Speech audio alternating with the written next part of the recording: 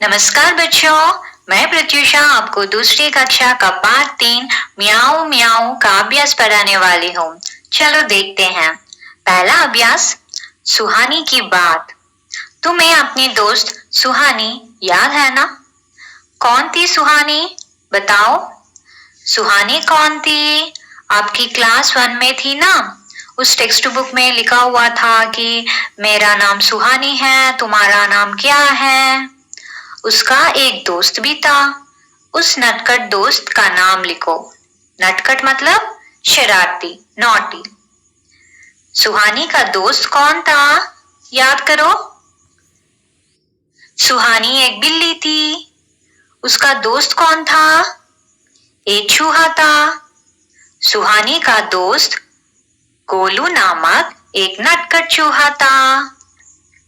अगला प्रश्न, इस कविता में बिल्ली की आवाज किसने निकाली है?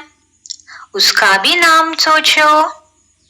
इस कविता में बिल्ली की आवाज किसने निकाला है? एक लड़की ने निकाली है। मेरे कल्पना के अनुसार उस लड़की का नाम कोमल हो सकती है, क्योंकि वो ज्यादा नाजुक थी। आप उस लड़की का नाम अपने हिसाब से कुछ भी लिख सकते हैं।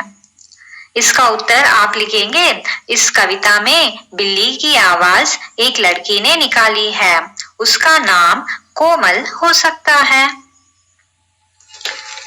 अगला प्रश्न, अगर सुहानी इस लड़की की दोस्त होती तो क्या करती?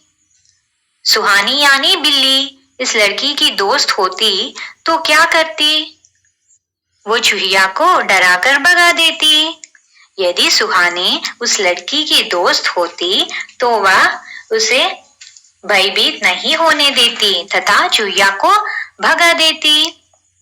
अगला अभ्यास, डरना मत। कविता में लड़की ने म्याऊं की आवाज निकाली थी। म्याऊं की आवाज सुनकर चूहिया पर क्या असर हुआ होगा?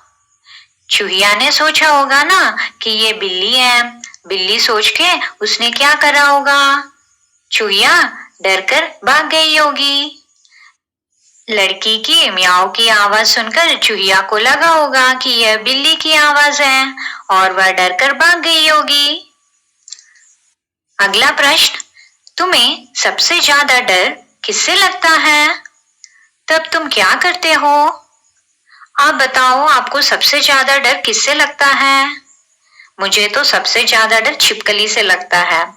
मैं क्या करती हूँ, उस जगह से भाग जाती हूँ।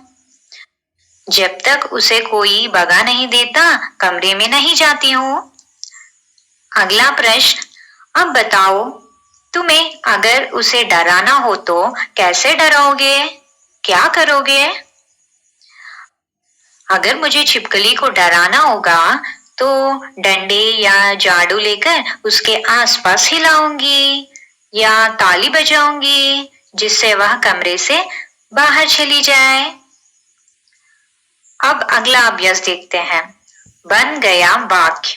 नीचे लिखे शब्दों का वाक्यों में इस्तेमाल करो। दिए गए शब्दों से हमें वाक्य बनाना है। पहला शब्द है सूझा, मतलब आइडिया। सूझा शब्द से एक वाक्य बनाना है।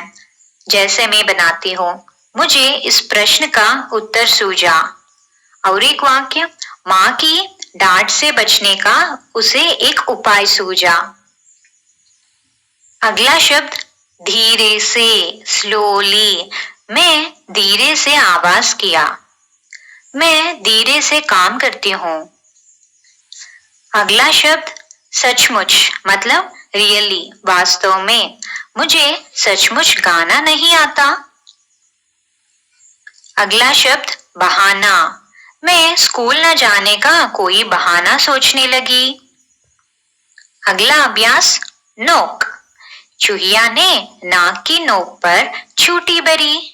किन किन चीजों की नोक होती है? लिखो और उसका चित्र भी बनाओ। नोक मतलब टिप। अब बताओ किन किन चीजों की नोक होती है? पेंसिल, चाकू, कील, सुई, पेंच, मेज, तीर, तलवार आदि।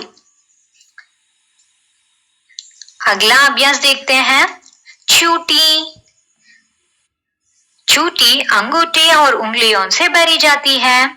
अंगूठे और उंगलियों से और कौन कौन से काम किया जा सकते हैं? अंगूठे मतलब थंब, उंगलियां मतलब fingers. What are the things which you can do using your thumb and other fingers? क्या कर सकते हैं हम अंगूठे और उंगलियों से? चुटकी बजाना, नोट गिनना, नमक डालना, पेन पकड़ना, कैरम बोर्ड खेलना, लिखना आदि। अगला अभ्यास, शब्दों का उलटफेर। सूझा मुझको एक बहाना, मुझको सूझा एक बहाना। कविता में कही गई इस बात को बातचीत में इस तरह कहेंगे, मुझको एक बहाना सूझा। इधर आप देख सकते हैं, सूझा मुझको एक बहाना, मुझको सूझा एक बहाना, मुझको एक बहाना सूझा। तीनों वाक्यों का अर्थ एक ही है, लेकिन बोलने की तरीका अलग है। नीचे लिखी बातों को दो तरीकों से लिखो। खड़ी गाय थी चौराहे पर। चौराहे मतलब चौरस्ता, where four roads meet। इस वाक्य को हम दूसरी तरीका में कैसा लिख सकते हैं? गाय खड़ी थी चौराहे पर। चौराहे पर गाय खड़ी थी। अगला वाक्य, घुस गया शेर जंगल में। इसको हम कैसा लिख सकते हैं? जंगल में शेर घुस गया। शेर घुस गया जंगल में। धन्यवाद बच्चों।